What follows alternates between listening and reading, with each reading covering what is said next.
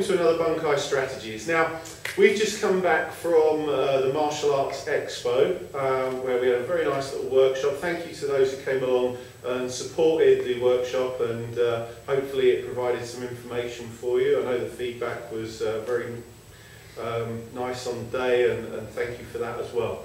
What I wanted to do was try and share some of the principles that we got across in the workshop, just for those of you who couldn't make it.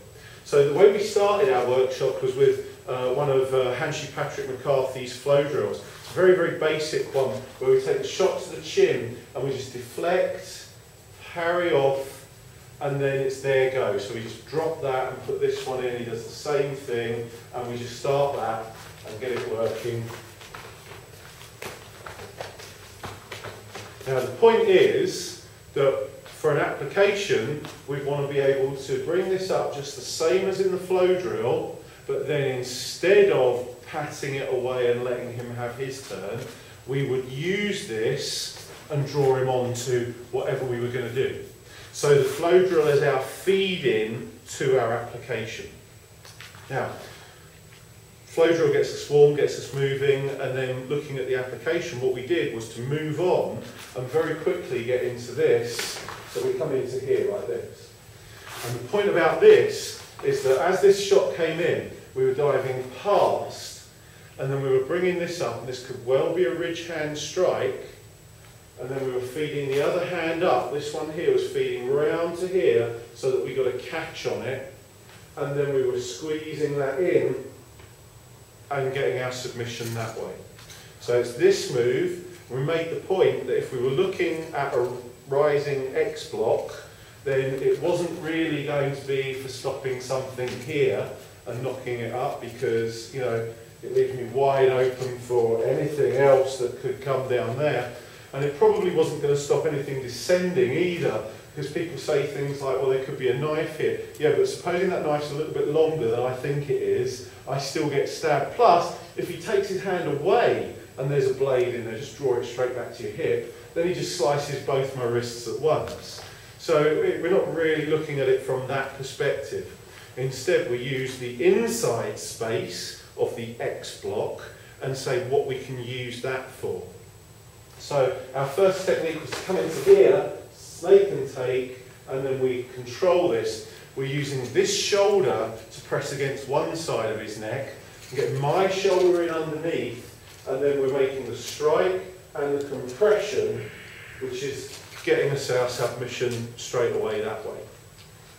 We made the point too that we can do a low section cross block in much the same way. Only thing is, we're not feeding off a straight punch this time, we're looking at a hook. And then from there, we're just going to draw that down, feed it into there, crush this one through, and put that in that way.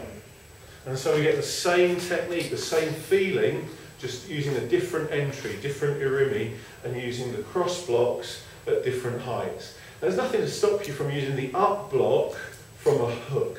We can just be in here and come in this way. But I do without the advantage of that shoulder being pressed into him. If I were perhaps a little bit more nimble, I might be able to feed that round to there and get into there. But really, it's much more advisable to go, look, live with what you've got. If it comes in straight, then I'm going to feed off to this side, and if it comes in hook, then I'm just going to grab that and pull it down. And then from there, we'll get this in and up, and the leverage on the neck, of course, is very, very dangerous. So, you know, all great care in training, because they're not replaceable, are they, next? So that was where we started from. And very, very quickly we got into this idea that we've got to get through today, which is to mention that most people can resist pushes in one direction. So if we were to turn that into a throw, or if we were to turn it into a big, you know, lead through and sweep and this kind of thing, then what we've got is a situation where I've got to know that I'm going to move him in three directions. Because if I push in one direction, it can be resisted. Most people can resist a push in two different directions. So what I need to do is to add a third to make him buckle. Now you say, well, how does that affect your karate? How does that affect something that's going on? Well, if we look at the grappling position, and I'm trying to move someone about, I mean, let's face it, if I'm in a grappling position, I might just be best off to hit the guy. But if we were needing to throw someone, I'm trying to roll him about, but he knows what's coming and he knows how to deal with it, then what I might want to do is to go pull, push, still not getting anywhere because he's able to resist, touch.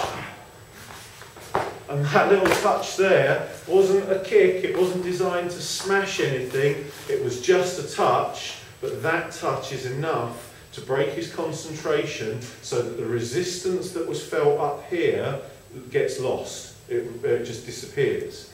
Now if that happens to look like doing this kind of thing, then you can say that's a move from a kata too. But the point was to have that triple point of contact. Now, if I need to use my hands, then I can make the resistance occur lower down. So I can be here and go, I'm taking the pressure off here, put it on here, he feels that and starts to resist, pushing back into it. He's resisting up on this shoulder back here, he's resisting on this leg just here. So now my third point of contact is this.